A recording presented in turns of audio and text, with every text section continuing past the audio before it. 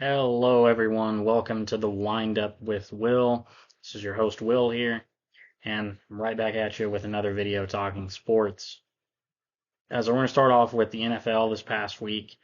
Um, it was not a good week for my NFL teams. The Titans lost and the Cowboys lost. My two teams. That was not a fun week. Um, Titans lost a close game to the Colts, and the Cowboys got blown out by their arch nemesis, the 49ers. Um, the Jaguars won in London over the Bills, which is kind of a surprising thing. I think it's a little unfair that the Jaguars got to play back-to-back weeks in London. It kind of gives them a home field advantage over the Bills. They don't have to go play at Buffalo, and they don't have to travel there. And it's technically a Bills home game, so just kind of unfair there. I don't know why that was allowed to happen.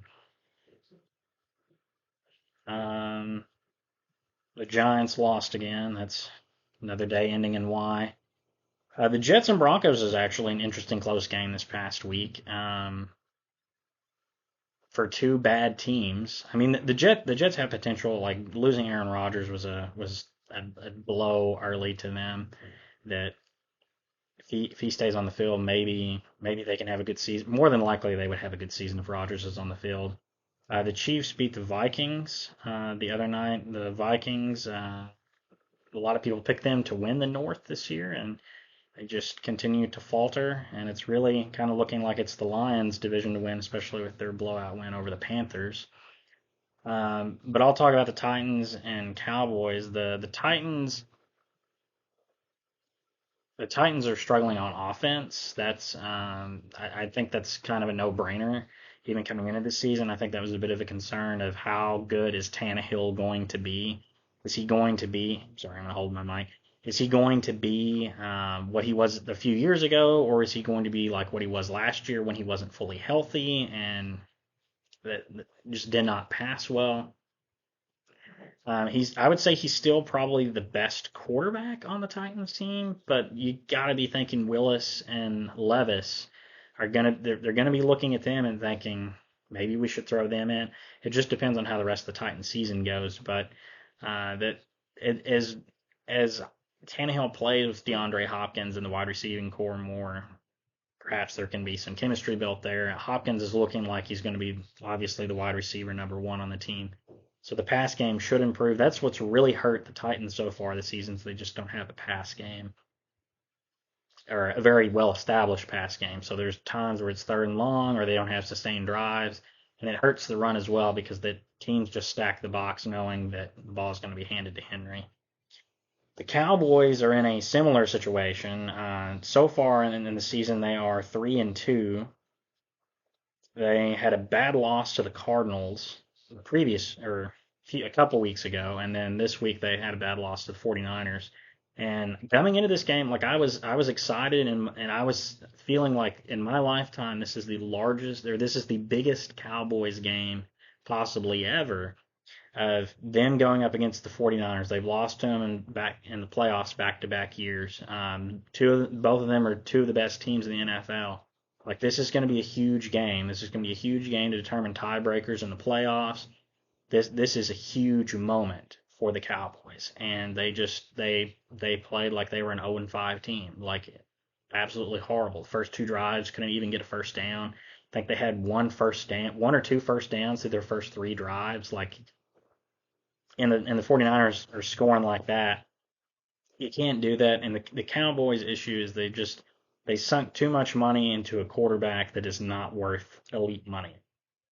Don't get me wrong. I think Dak Prescott is good enough to be in the NFL. I think he's good enough to be a starter in the NFL. But he is a glorified Alex Smith. That's what he is. He's a more athletic version of Alex Smith, but he doesn't even run like he used to. He doesn't even attempt to run. He just tries to set and throw it. He doesn't have the pocket presence to move around and extend plays or to throw the ball away to avoid a sack. He takes too many sacks, and there's times where he makes too many mistakes. And we saw that in the 49ers game. He had 3 picks. And you can say, well, there was kind of desperation mode. And yeah, you kind of say it, but they were some bad throws. He's getting paid $40 million a year. He's getting paid Patrick Mahomes and Joe Burrow money, and he's playing like Zach Wilson.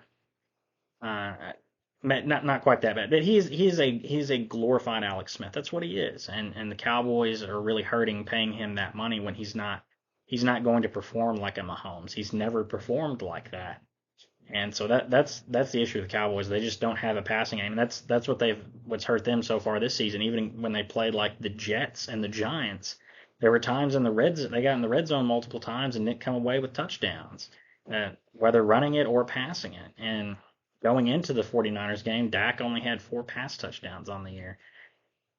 That's and you play two horrible teams in the Jets and Giants, and you're not putting up big numbers against them. Obviously, there is something wrong with their pass game, and I think they're also hurting. And someone else pointed this out on social media is that the Cowboys are hurting not having big bodies in the red zone like Ezekiel Elliott and Dalton Schultz. Dalton Schultz was one of Dak's favorite targets.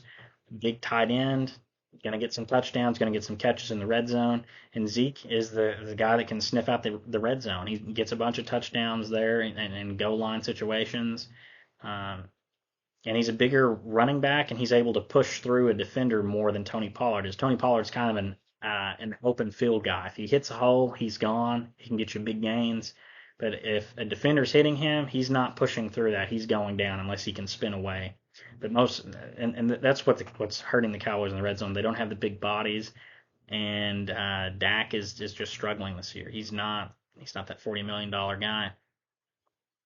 Next, we're gonna go into I'll touch on the NFL games that are going on this week.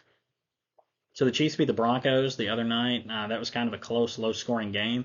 Kind of thought that it was, and that's why I didn't want to start Russell Wilson in one of my fantasy leagues. But Patrick Mahomes in another fantasy league. The Broncos they're a disaster.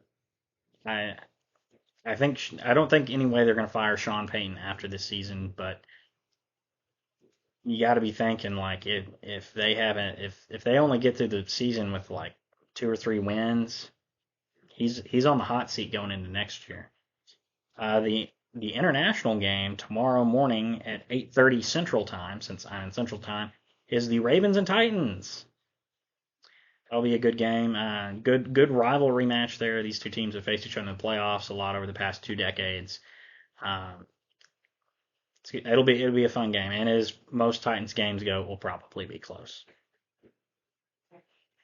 Some other interesting games. You got some division rivalry matchups between the Colts and Jaguars, who are both 3-2, fighting for the lead in the AFC South.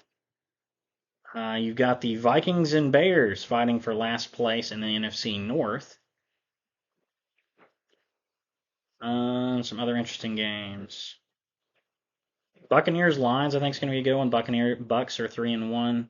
Lions are 4-1. Two kind of under the radar NFC teams that a lot of people didn't really think about or mention going into this year. And the Lions were a team that I had them in the wild. I believe I had them as a wild card team, and the Bucks I had just missing the playoffs. But I said that they could be a dark horse team. Both of them have underrated quarterbacks too, Baker Mayfield, Jared Goff, and they got some good coaching. And the Cowboys Chargers is the Monday night game. I think that'll be a good game. As usual, as most Cowboys and Chargers games go, it's going to be a close game. I kind of think the Cowboys might edge out on that, and they need a break to go their way after playing horrible last week against the 49ers. But we'll see. Hopefully they can get it done. I'm going to touch on MLB. The MLB playoffs have been going on. Sorry, my nose is itching me.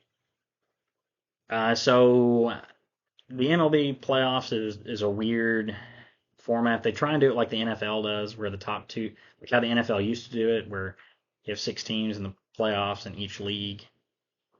In the NFL, it's conference, but in Major League Baseball league, you got the American League, National League, 6 teams from each league. Top 2 seeds get a bye, and then the bottom 4 seeds play each other. But there's no reseeding, which I think is kind of unfair because the Braves won 104 games. And the Diamondbacks are the worst team in the playoffs in the National League. Won, and they get to play the Dodgers, the 2 seed, and the Braves got to play the Phillies, who are a much better team. So I don't understand why they don't do reseeding. I think it's a little unfair. because the NFL does it where whatever the lowest seed remaining is, they automatically play the one seed. I kind of think that's how they should do it. But there's also an issue that's been brought up recently because of the one and two seeds having, and this is the second year they've done this format. The one and two seeds have sat for basically a week because the regular season ends on Sunday, and the one and two seeds don't get to play till Saturday, where 3 through 6 plays Tuesday, Wednesday, Thursday, travel day Friday. Then the division series starts on Saturday. And each of the wild card series were sweeps. So let me go back to I went back too far. Let me pull up the wild card series. The Rangers swept the Orioles 3-0. I did not see that coming. I thought the Rangers were a good team, and I kind of wanted to pick them to go far and do well because I like the Rangers. They've never won a World Series, so you like to see different teams win it.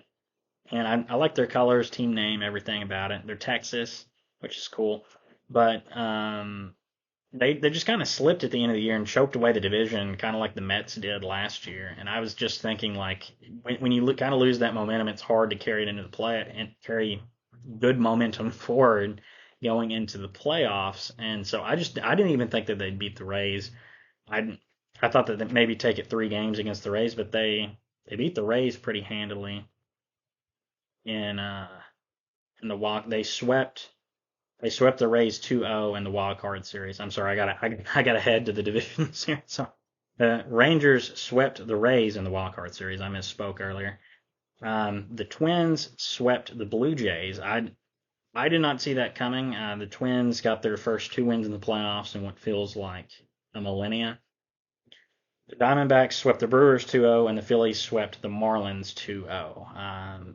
The wild card series, I'm not a fan of the 3-game playoff for the wild card. I like the wild card games better when they had those. And then the Rangers advanced to sweep the Orioles, so they beat the 2 best teams in the American League to advance to the League Championship Series. The Astros beat the Twins 3-1 to advance to the American League Championship Series. So we got an all-Texas affair in the American League Championship Series. And this is as one sports article I saw was written, like, most of the series between the Rangers and Astros, since the Astros have moved to the American League, the rivalry hasn't quite been.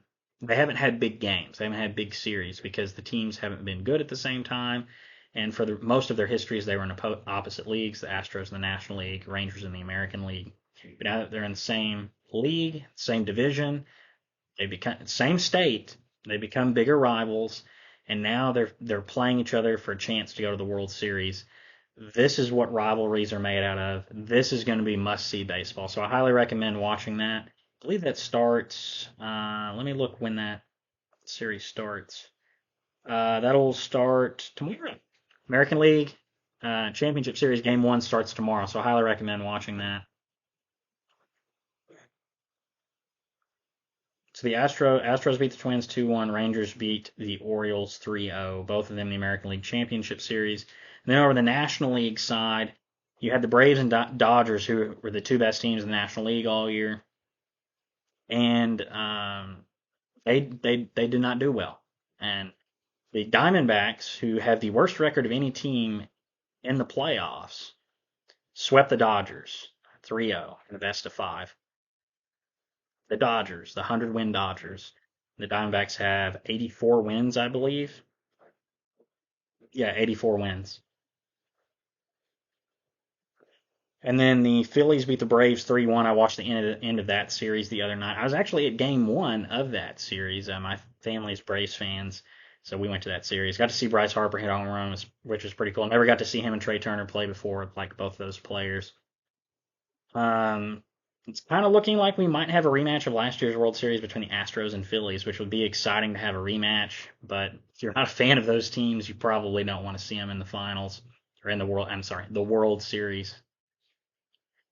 I disgraced that by saying finals. It's the World Series. I don't know why I said that.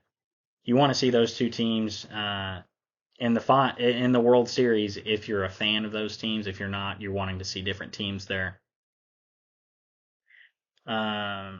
So the National League Championship Series is the Diamondbacks and Phillies. That's not the most exciting matchup because the Diamondbacks they've kind of been an up and down up and down team this year, like a roller coaster team. There's times where it's like, oh well, they're obviously a playoff team. There's other times where it's like, oh, they might miss the playoffs.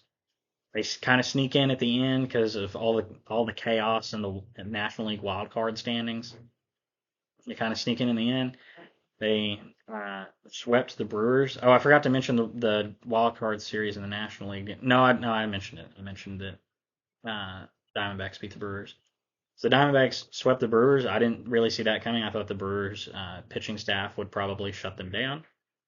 But the Diamondbacks have a good lineup, and Corbin Carroll's one of the most exciting young players in the game.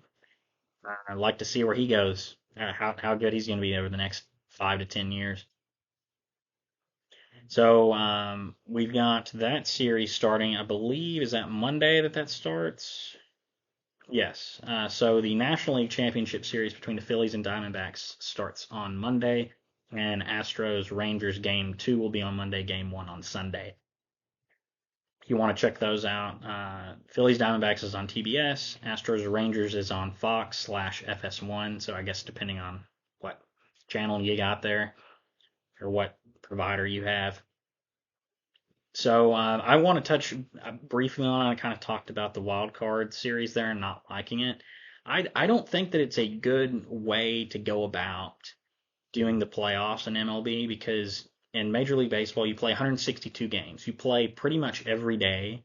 You normally play 5 to 6 games a week, sometimes 7 games a week.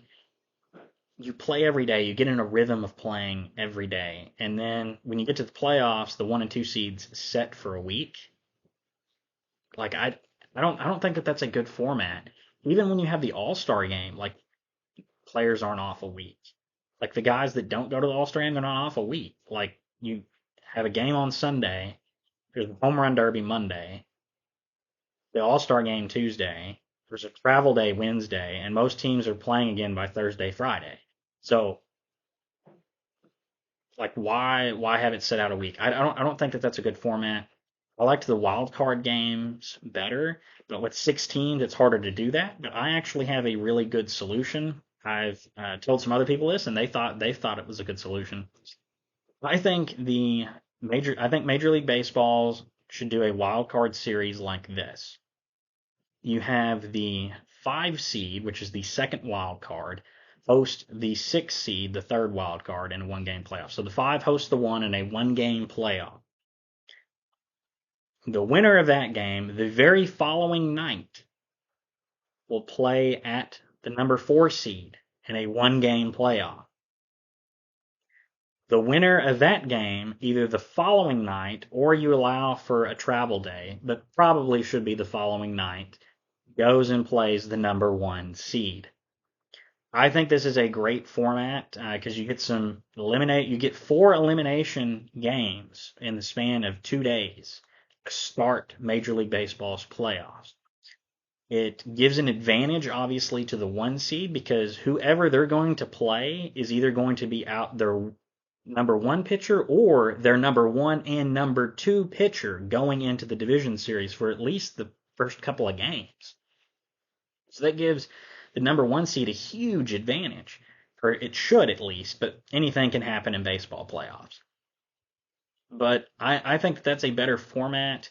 It puts more emphasis on winning the division, which MLB has unfortunately kind of backed away from a little bit, and I'm worried it might be headed towards NBA territory where the regular season and divisions doesn't matter at all. It's just all about once you get to the playoffs and a bunch of load management and a very watered down regular season product at times. I think this is a better format, puts more emphasis on winning the divisions. You get some exciting, dramatic elimination playoff games right off the bat. Back when they had the wild card playoff games, that was all the way up until last year, and the 2020 COVID year when they let like half the league in the playoffs. Besides when they had the actual wild card game, besides the few years here recently where they've not had it, those have been some of the most watched playoff baseball games like ever, or in ESPN history. Like they get millions of people to view, especially when the Red Sox and Yankees played each other in the wild card game a couple of years ago. I believe it was a couple of years ago. Might have been 3 years ago. When they played each other in a wild card playoff game, that was like the most watched baseball game in ESPN history. You get these huge, exciting games. It's going to get a bunch of eyeballs on it because it's an elimination game. It puts a lot of emphasis on winning the division. It's exciting right away. And the great thing about it is you don't have your higher seeds setting for a full week, getting out of rhythm and becoming rusty. Because the last 2 years, the higher seeds have lost in their first round every time except for the Astros, both years. Kind of makes you think if the Astros are cheating again. But like Rob Manfred has like there's been quite a bit of criticism towards it, and Rob Manfred, the commissioner of baseball, has come out and said something like, "Well, we should have caution. Like we got to have this at least a few more years. We'll see that it'll even out." I don't think it will, Rob. I don't. As I said, like you play 162 games, you play pretty much every day, and then to just set a week going into the playoffs, players get rusty. Sure, it might help your pitching possibly, or help you if you're hurt, and you can set up your pitching how you want. But you're setting a week. Like I don't think that that's good for those higher seed playoff teams. And I think as the years go along, we're going to see that's actually a disadvantage to set that long. Because last year, the National League Championship Series was played between two wild card teams. First time in the history, two wild card teams in the NLCS. Now before you didn't have as many, you only had one wild card team, and then you had the wild card game where the two wild card teams played each other. So this is last year was the first year in which it could actually happen. I guess besides the COVID year where they let half the league in the playoffs. But yeah, like I don't think that that's how MLB should be done. I don't think the playoffs should be done that way. I mean, the first year we do it, we have two wild card teams in the playoffs, and a team that was the sixth seed, the last seeded wild card, was the one that went to the World Series and almost won it. And this is why I'm not a fan of postseason expansion either in MLB, because anything can happen in playoffs, and you don't want a really mediocre team winning the World Series. It just doesn't seem right. So I really caution against expansion of the playoffs, but I really think the playoffs also need to be reformed where there's some other format that's done, or they do one game playoffs or something like it. You got to do something different because you can't have the 1 and 2 seeds set forever. Also, I think it's complete bush league that they did away with the tie breaking games. So for the people that don't know, it used to be in Major League Baseball, if two teams tied at the end of the regular season and it determined who would make the playoffs or who would be a division winner and who would be a wild card because that affects seeding, instead of going off a tiebreaker like the NFL or NBA or whatever, they would play an extra game. They would play game 163. So they're like, well, we've played 162, might as well play another one. And some of those are really exciting baseball games, or some of those are the most exciting baseball games ever. There's classic moments, huge moments in baseball history that have been in those games of just trying to break a tie. Like who is going and back before they had playoffs, like this was done to sometimes determine who went to the World Series. So there's a bunch of huge history in tie breaking games, and it's like playoff baseball in itself because there in some cases the loser could be going home, like they don't get to go to the playoffs. In other cases, it's going to determine who gets a higher seed. So I think that should come back. But the reason they did away with that is because they have to have a 3 game wild card series, and then that higher seeds have to set for a week, and like they don't want to make it last longer than it should. But you know what? Just scrap the 3 game wild card series. Go to my wild card game format. I think that's a better format anyway. I think you have a more fair playoffs, and you would have the 1 seed advancing to the league championship series and perhaps the World Series more. And you wouldn't see the wild card teams just dominating like they have the past couple of years in the playoffs. I don't think that that's good for baseball to just have wild card teams like just be treated so fairly to division winners. Uh, because in a lot of cases these are second place, third place teams, and even with the current format, you could have a fourth place team out of a division make the playoffs. So I'm not really a fan of the current format. I don't think it's good for baseball. And I don't think it's fair to the higher seeds. So that getting off my little soapbox there. And we're going to talk about the Rugby World Cup. That I believe that's my next topic on my list here. Yeah, the Rugby World Cup. Today is a huge day. We've got some quarterfinal matchups today, and the group stage was decided. I've kind of been talking about that in some of my previous videos. Let me pull up the poll standings. I'm sorry, I didn't edit my whiteboard, so I'm gonna have to pull up the standings of how everything shook out. Now, I will tell you that last week I mentioned that Argentina and Japan were playing each other in one of the, I think it was Pool D that they were in. Yeah, I think it was Pool D, and whoever won that game is going to get to advance. Argentina pulled it out. I didn't watch the game. I watched the highlights of the game. Really exciting game. Really exciting to watch uh, them fight it out, and Japan was giving them a fight with everything they had, trying to get back in it. Let me see if I can pull up the pools. Where are the pools?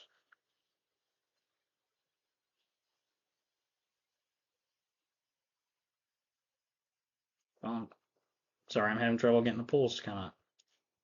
But Argentina won that game. They advanced, and they're playing Wales today. And I believe I saw a while ago that they were losing 10-3. I think around halftime.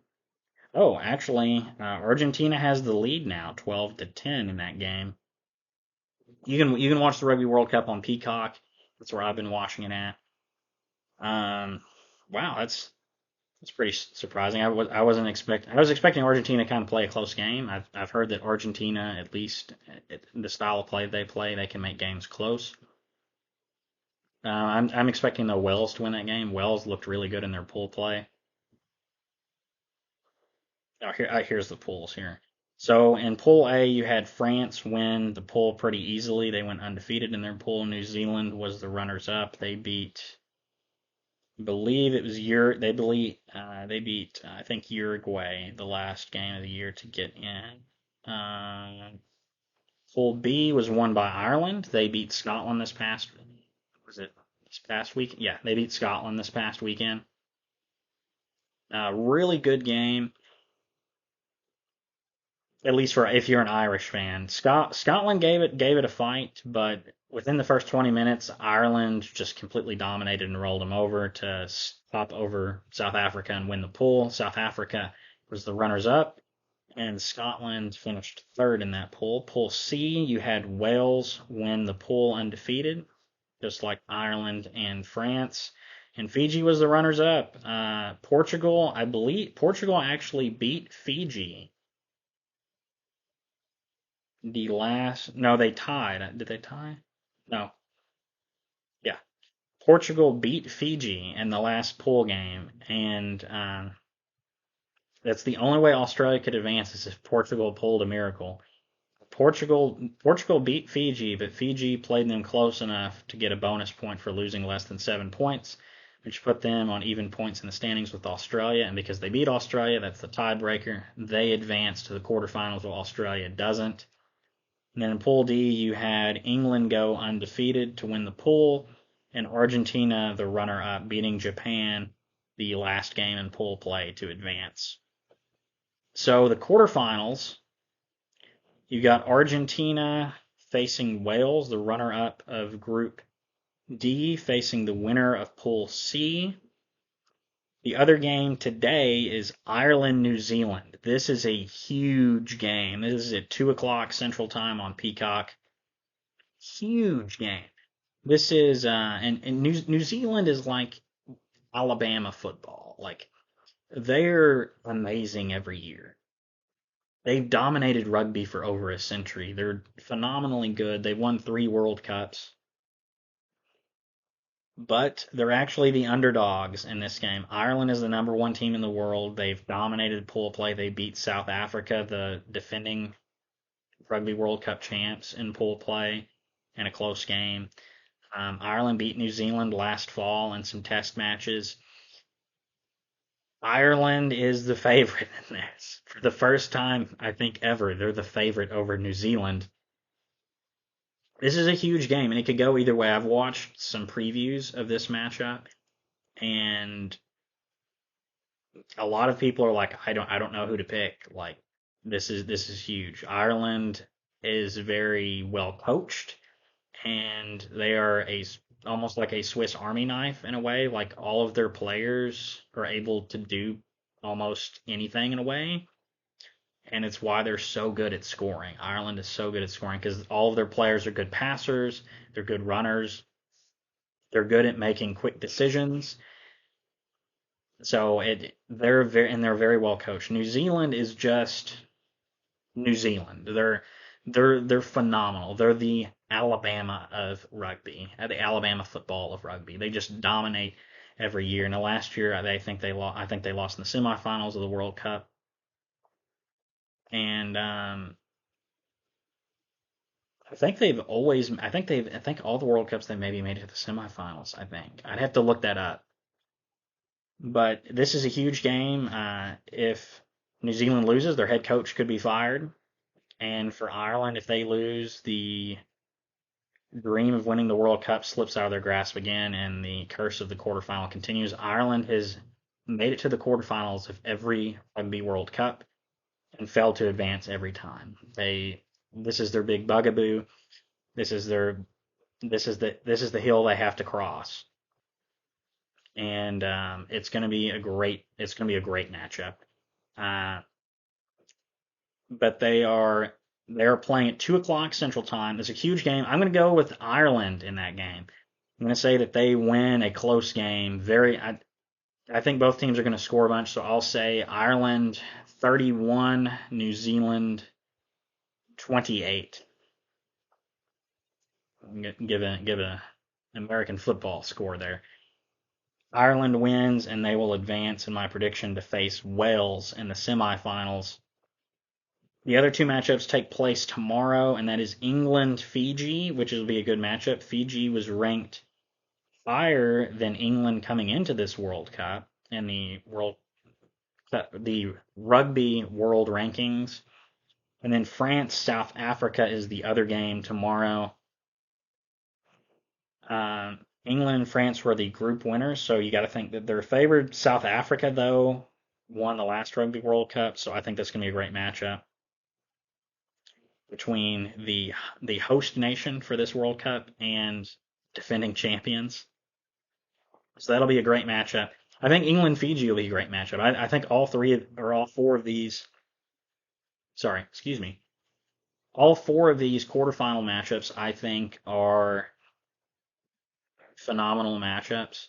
Argentina and Wales, I've been told, play very similar styled games, that they both like to slow the ball down and hold possession.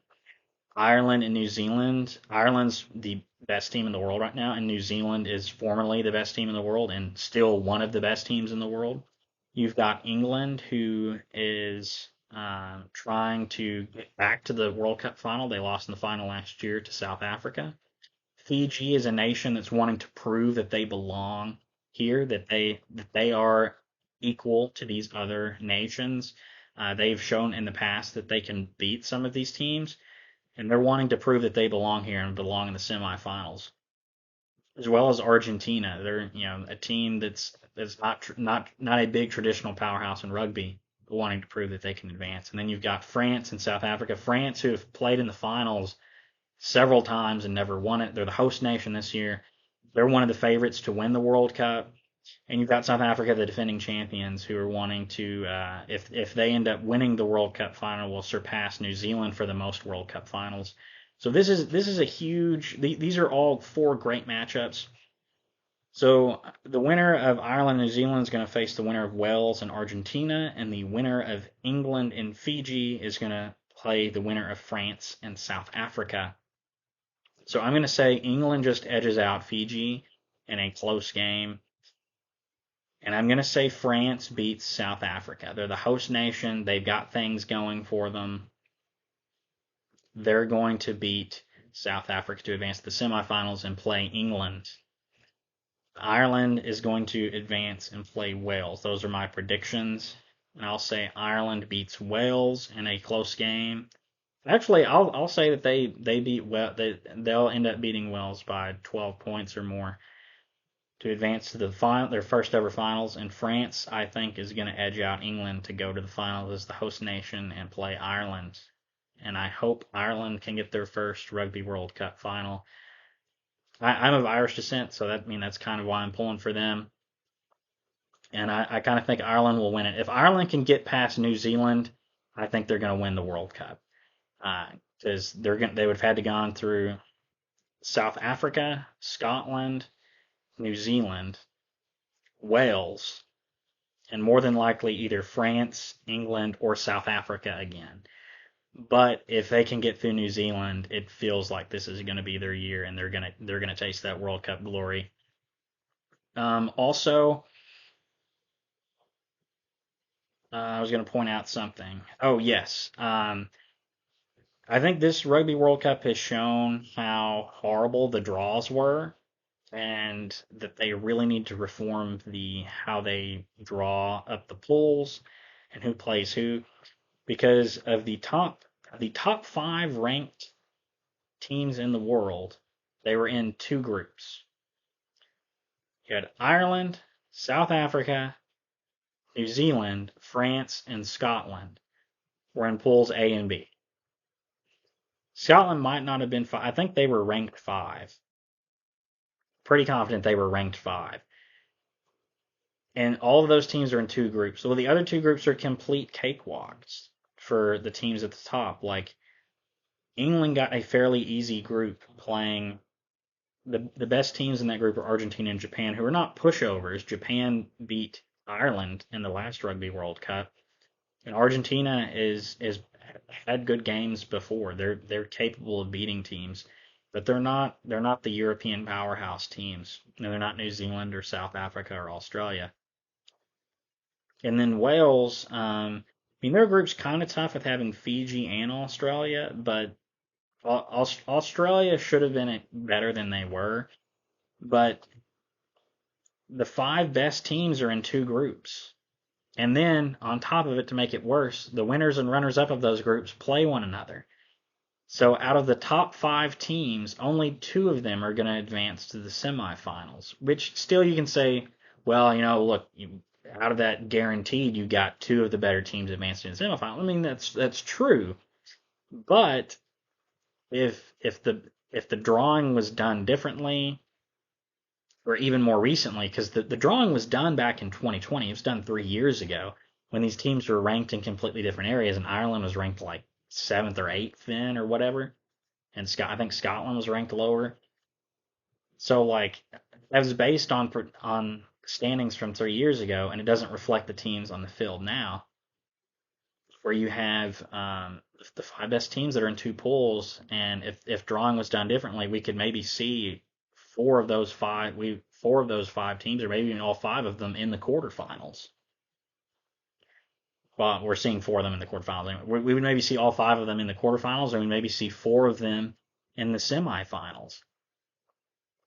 But instead, they're in the same pools, and then they're playing each other in the quarterfinals, so you're only getting two of them to advance, which I don't think is really fair, because the other side of the bracket is, well, I shouldn't say the other side of the bracket, but the other teams in the bracket have easier paths to the final, or at least they have easier paths to the semifinals.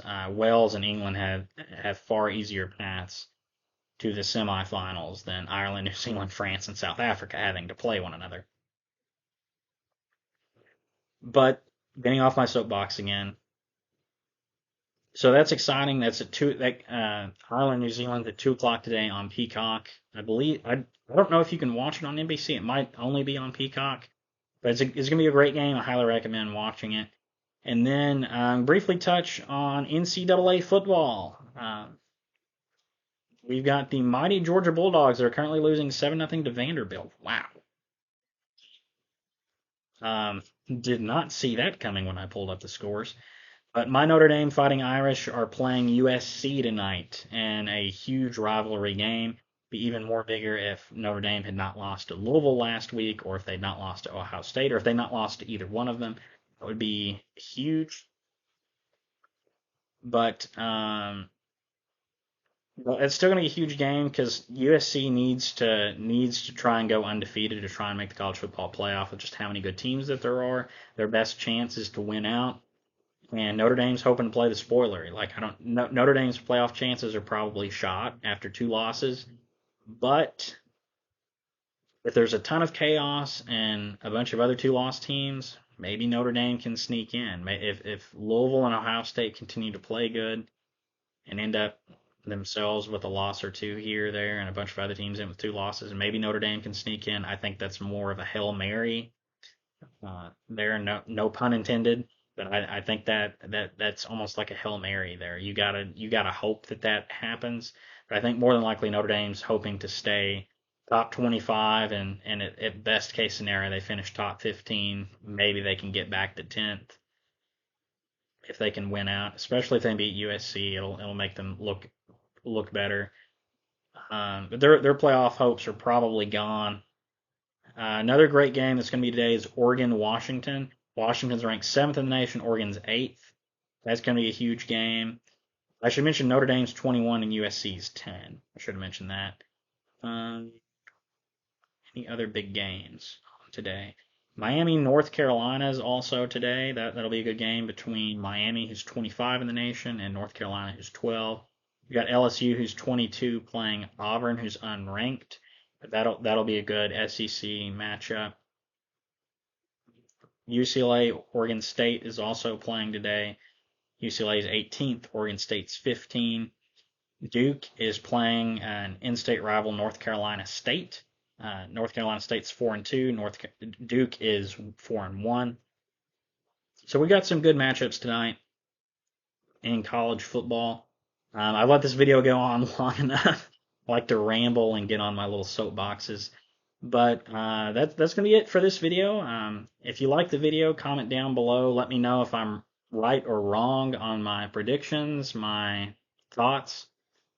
Got any comments, concerns, cuss words? Put them in the comments down below. If you like the video, give me a thumbs up. Hit the subscribe button. Ring that bell so you get notified every time I upload a video. Hopefully, it gets start more than once a week. But I will see you all in the next video.